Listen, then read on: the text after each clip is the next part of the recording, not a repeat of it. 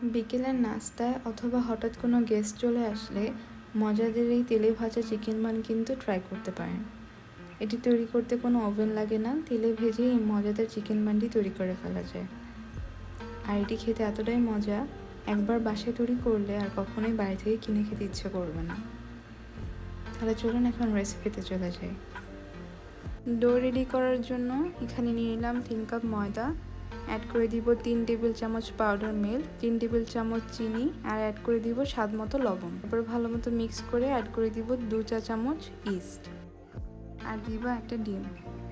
এরপর কুসুম গরম পানি দিয়ে ডোটাকে ভালো মতো মাখিয়ে নিতে হবে।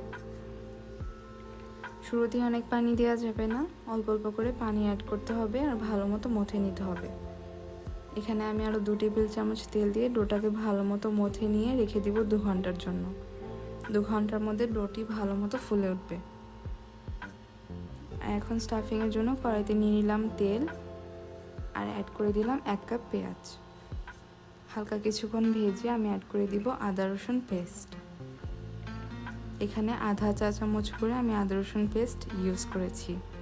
আর দিয়ে দিব শ্রেডেড চিকেন। মুরগির বুকের একটি পিসকে আমি ভালো মতো আদা রসুন পেস্ট আর লবণ দিয়ে সেদ্ধ করে শ্রেড করে রেখেছিলাম।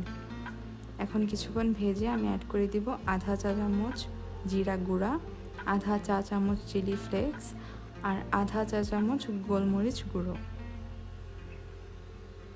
আর দিয়ে দিলাম 1 চা চামচ টমেটো সস আর কিছুটা কাঁচামরিচ কুচি দিয়ে সব কিছুকে একসাথে চিকেনের সাথে ভালো মতো ভেজে নিব। এখন এই চিকেন স্টাফিংটাকে আরও বেশি ক্রিমি করার জন্য আমি এখানে 1 টেবিল চামচ গুঁড়ো দুধ আর 1 চা চামচ কর্নফ্লাওয়ার পানির মধ্যে গুলিয়ে এখানে অ্যাড করে দিলাম।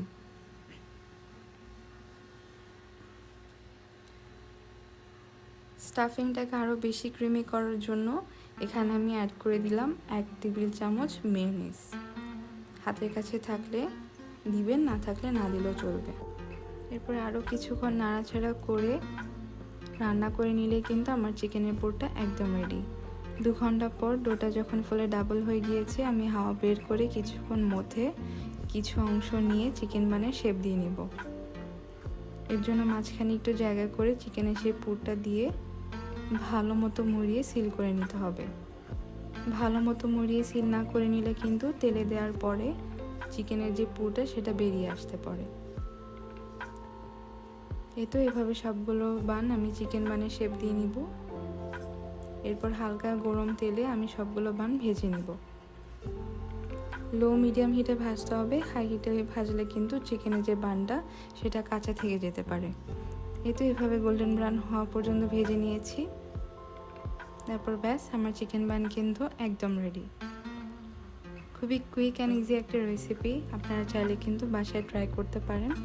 আর ভালো লাগলে আমাকে কমেন্ট করে জানাতে পারেন। এতক্ষণ রেসিপিটি দেখার জন্য সবাইকে ধন্যবাদ। আল্লাহ হাফেজ।